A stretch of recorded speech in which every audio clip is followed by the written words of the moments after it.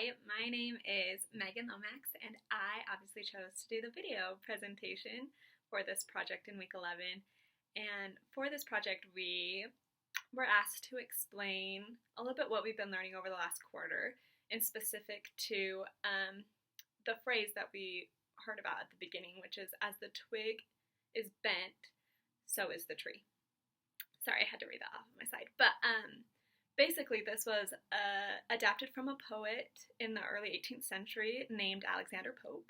And to be specific, he wrote it in 1734, and it was meant for the human growth of any age, even back to that time.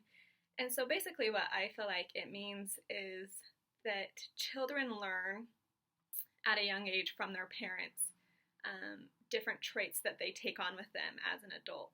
Meaning that if parents teach them one way, the twig is bent, the tree will grow to be bent as well, just from taking those characteristics into adulthood. And so one example of this would be a child who eats a lot of sweets. A child who wasn't disciplined or limited on the amount of sweets that they could eat as a child most likely will grow into an adult and continue with those cravings and desire for sweets, and may suffer from being overweight or have certain health concerns in regards to eating a lot of sweets. Whereas if a child was limited and disciplined on the kind of amount of sweets that they could have as a child, they may have a more healthier lifestyle as an adult. So I just thought it was interesting. And it's interesting too because a lot of the effects of this can be positive and negative. They're not all negative, even though that's kind of what we think about. And they affect all of us. Some people take on those attributes and those traits a lot stronger as an adult than others. It's all just dependent on, I feel like, the family dynamic and how strong and united a family is. So in week 9, I shared a little bit about a lady named Elizabeth Holmes. I feel like her story's been a little bit more broadcasted recently, but she basically was a business owner. She's about 30 years old right now, and she created something in which people could get blood results back just from a simple poke of the finger, instead of going in to get your blood drawn and have vials of blood received. And so this was really successful when she first started, and businesses such as Walgreens kind of took that in and were using it in their own buildings. And so people were going and just getting this finger poke and getting results back for health concerns.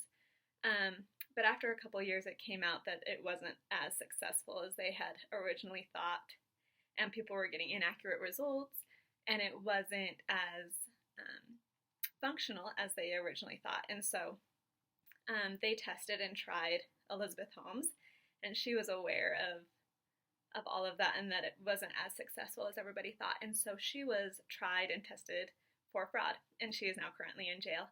And so as I was kind of thinking about her story and reading in the textbook of the different theories of development, what came to my mind a lot was the nature versus nurture. And obviously nature versus nurture has a lot to do with, your genes and your biological human characteristics, as well as your environment and your experiences and learning, and how both of those kind of tie in together.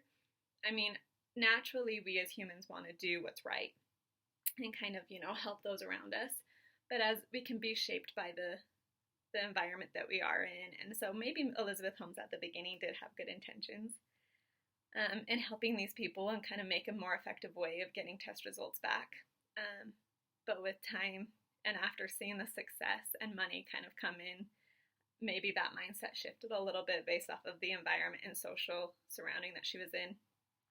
As far as activity and passivity, I feel like business owners especially kind of shape their own environment and shape their own form of developing, because that's kind of what they have to do to make a living and to have success, is kind of run the world around them.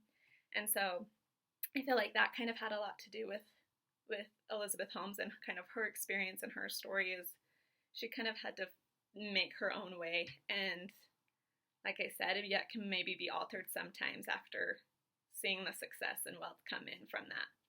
So I just thought it was interesting, and I really learned a lot from this last quarter. And I just want to thank you for all the time that you put in to teach us all of this. And that's all I had to say. So thank you so much.